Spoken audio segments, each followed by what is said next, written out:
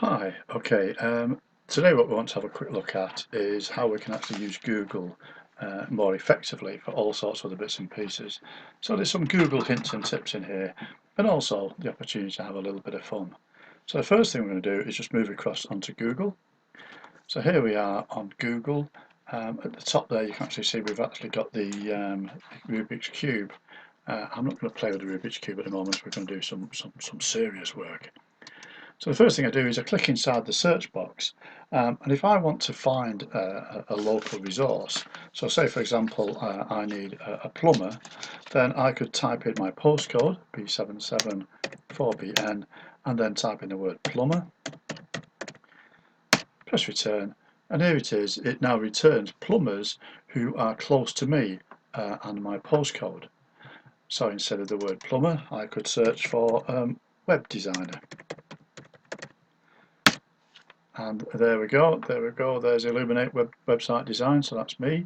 So again, as you can see, we can actually sort of very quickly find information by just typing in our postcode and typing in whatever it is that we actually want to find. So we've got a postcode, let's search for a car showroom.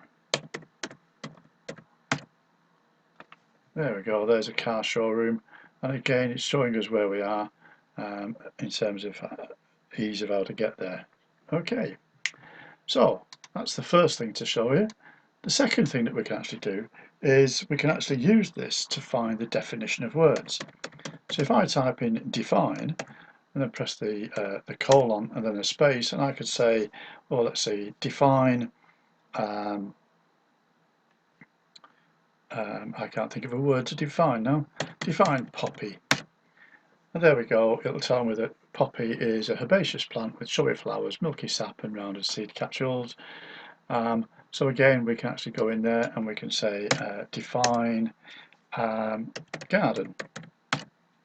And there it will now give us a definition of garden. And indeed, we could actually type in any word in there that we actually want. So anti-disestablishmentarianism. So there we go. There it is, the opposition to the disestablishment of the Church of England. So anti-disestablishmentarianism. So as you can see, great fun and good to use. We can also use Google as a calculator. So if I want to know what 123 times 345 equals, I can type the calculation in, and there it is, it returns me the answer straight away.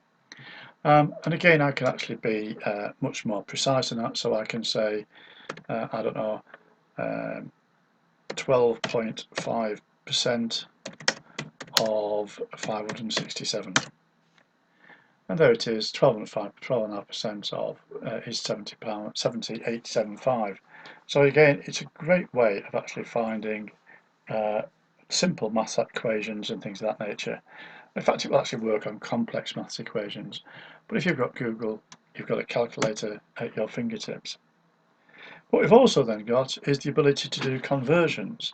So for example, somebody could come to me and say, you know, how big's your front room? And I could say, well, it's 30 square yards. I haven't got a clue if that's correct or not, but it's 30 square yards. So I can type in 30 square yards, but I want that in square meters.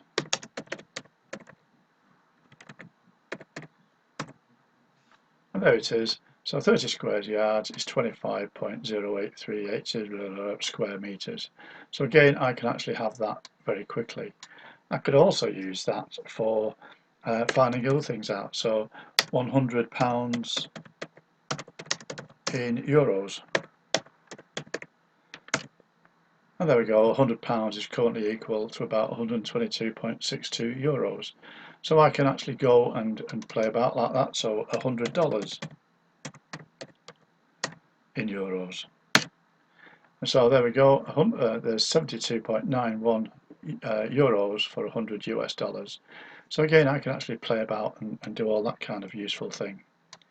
The next tip that we've actually got is the ability to use the time function. So if I type time and then type the time in New York, So there we go, time New York, it is 10:12 on a Monday, 19th of May 2014 in New York. I could take the same for Chicago, and it's 9:12 in Chicago. Paris, it's 16:12 in Paris. So again, I can just go into here and type in whatever um, time I actually want. So it's 21:13, so it's 9:15 in Bangkok at the moment. So again, I can actually sort of find all of that sort of information. So again, what we've got there is a range of things that we can actually use to find out all sorts of things. Now the final thing I want to show you is that when we've talked about search engines before, and we've said how they can actually know where we are, there is a system called iplock.org. And iplock.org will actually find your computer. So as you can see, it's telling me that my IP address, that's the address of my computer, is currently 86.20.193 and 75. My IP geolocation is at latitude this, longitude that, and that it says is 18 Halton Lee, Wilnecote. Now, its accuracy is within 23 meters. So in actual fact, I'm not at number 18. I'm a bit further down the road. But in terms of this machine knowing where I am, it's fairly close. Okay, so there we go. We've had a quick look at the way that we can actually use some of Google to find more information and to have a bit of fun. I hope that helps. I look forward to talking to you later. Cheers, bye.